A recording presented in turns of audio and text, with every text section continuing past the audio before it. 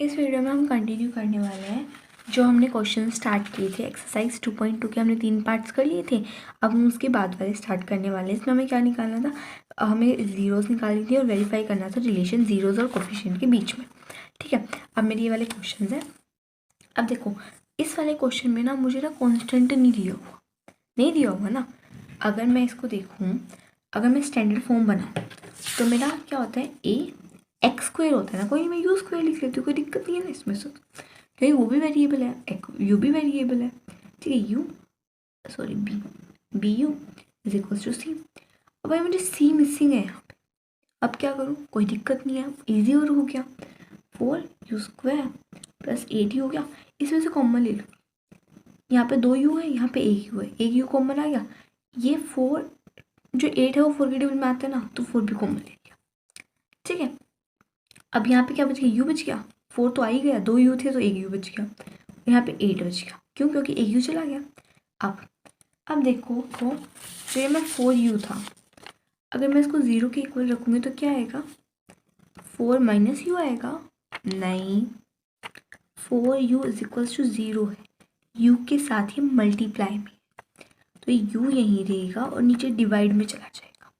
ठीक है, और 0 के साथ जो भी डिवाइड में होता है वो 0 ही होता है। ठीक है, तो एक तो मेरा 0 आ गया और ये मेरा 2 मिनट, ये 2 आ गया ना।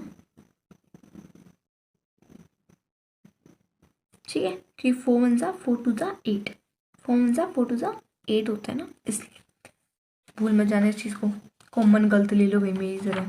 ठीक है, अब u प्लस 2 को अगर मैं 0 के इक्वल रखूँगी तो मेरा u आ जाएगा -2। ठीक है, ये मेरा -2 आ गया। अब हम निकालते हैं रिलेशन वो लाइन लिख लेना। ठीक है, कि भाई निकालना है रिलेशन जीरोस और कोफिशिएंट के बीच में।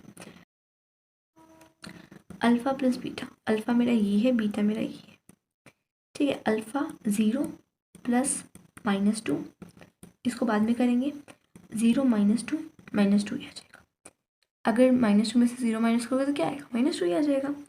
माइनस बी मेरा क्या है, 8 है, तो 8 लिख दिया। ठीक है, मेरा ए क्या है, 4 है, तो 4 लिख दिया। ये 2 हो गया, -2। ठीक है, -2 आ गया, -2 इज इक्वल्स टू -2। बस, आप एक और बार निकाल लेते, प्रोडक्ट भी तो निकालना है ना, प्रोडक्ट निकाल लेते हैं। प्रोडक्ट ऑफ जीरो मतलब 0 इंटू -2 आ गया 0 से कुछ भी मल्टीप्लाई करोगे तो 0 ही आएगा। सी, अब देखो सी बताने, सी तो इसमें मिसिंग है ही नहीं, तो 0 होगा सी, 0। अब नीचे कुछ हो मैटर नहीं करता, 0 क्या हो गया। देखो अगर 1 क्यों नहीं होएगा, 1 होता तो ये वैसे 1 नहीं लिख देते करते हैं। अब मेरे पास ये है, इसमें भाई स्टैंडर्ड क्या होती है, अब टी लिख लेते हैं, a² plus b t plus c। ठीक है, अब इसमें हमारी ये माइनस है, मतलब मिसिंग है, सॉरी ये मिसिंग है ना, ये वाला। अब क्या करते हैं, कोई नहीं, मिसिंग है तो पड़ा रहेगा, इसको ऐसे ही लिख लेते हैं। अब इसको मैं ना -√15 का स्क्वायर लिखूँगी।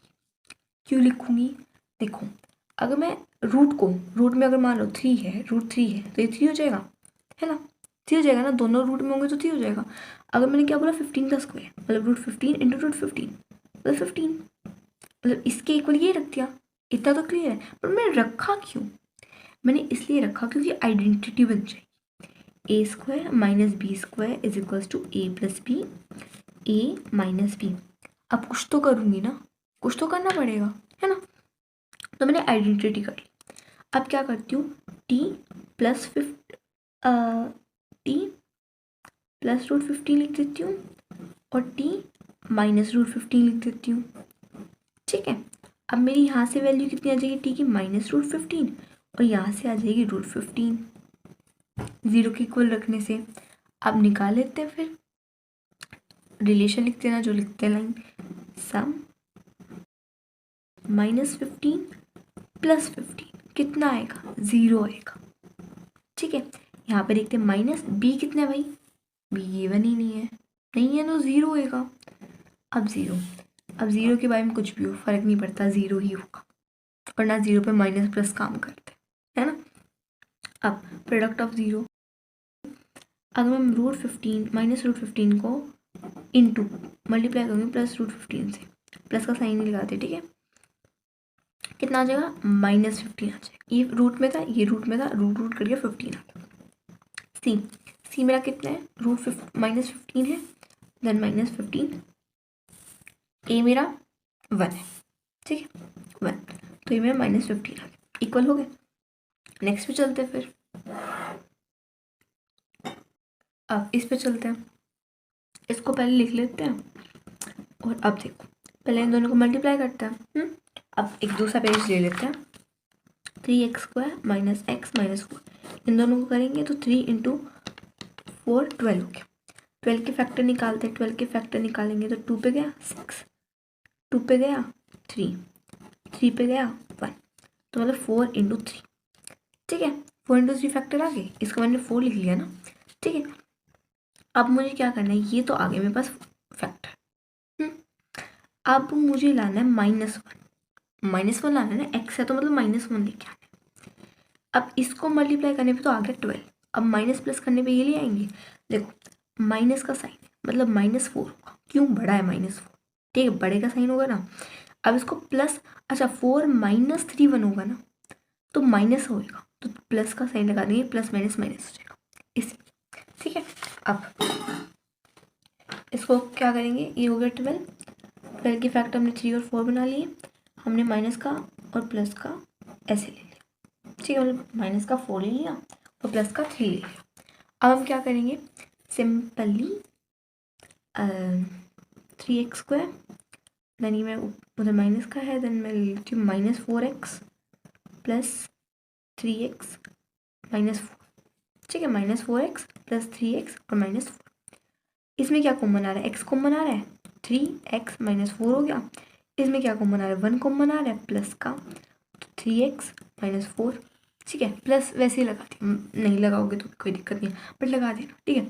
तो ये x + 1 हो गया और ये 3x - 4 हो गया, 0 के इक्वल लिखेंगे तो ये -1 आ जाएगा और ये 4/3 आ जाएगा, ठीक है, ये -1 आ गया, 4/3 आ गया।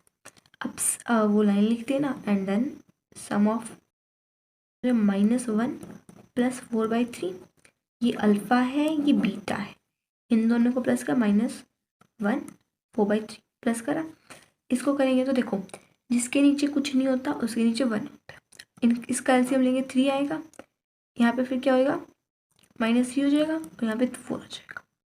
इसको करेंगे तो बड़ा किसका साइन है भाई, बड़ा 4 है तो प्लस का साइन आएगा तो लगा देंगे, प्लस माइनस माइनस होगा तो -1/3 हो जाएगा। अब माइनस का साइन b क्या है भाई मेरा 1 है, माइनस का a क्या है मेरा 3, तो ये 1/3 आ गया, ठीक है, माइनस माइनस है ना, 1/3 आ गया। प्रोडक्ट देख लेते हैं, प्रोडक्ट ऑफ 0 से क्या होगा, अल्फा × बीटा -1 × 4/3, इसको कर देता है -1/4/3 क्या होगा -4/3, ठीक है। अब इज इक्वल्स टू में सी कितना है मेरा -4 है, सी मेरा -4 है, देन मेरा ये मेरा 3 है, ए मेरा 3 है, तो ये हो गया -4/3 हो गया। हमारा ये क्वेश्चन कंप्लीट हो गया। नेक्स्ट वीडियो में नेक्स्ट क्वेश्चन से स्टार्ट